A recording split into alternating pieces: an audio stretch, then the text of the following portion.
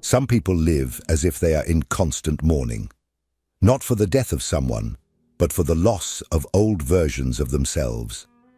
They maintain relationships that have already expired, insist on jobs that drain their life energy, accumulate objects they haven't touched in years, and nurture old resentments as if they happened yesterday.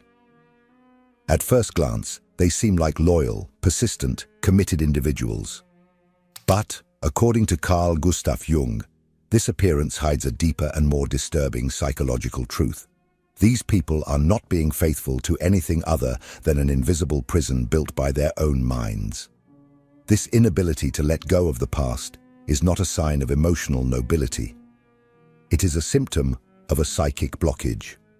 Jung called this libidinal fixation. When a person's psychic energy, what should flow toward the present and the future, gets frozen in figures, situations, or objects from the past. The vital energy of the soul becomes paralyzed, unable to transform, and the individual begins to live like a psychological ghost. They no longer inhabit their current life.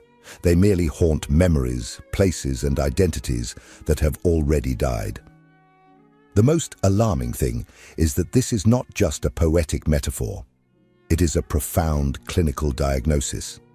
People who cannot detach have developed, according to Jung, a pathological identification with external objects. They have not just had a relationship, they are that relationship. They have not just worked at a certain company, their identities have merged with that social role. Letting go of what is outside seems equivalent to dying inside. This type of attachment arises from an internal void that has never been filled. The person does not possess an authentic, differentiated sense of self. What they believe they are, in fact, are roles they have learned to play, functions they have learned to fulfill, masks they have learned to wear. And any threat of losing one of these identifications triggers an existential panic. Without that, who am I? Jung observed that many of these people live in a psychological state called mystical participation, a primitive fusion between the self and the world, where there is still no clear distinction between subject and object. Small children live this way, but adults who have not completed the process of individuation remain trapped in this state. They have never truly become someone.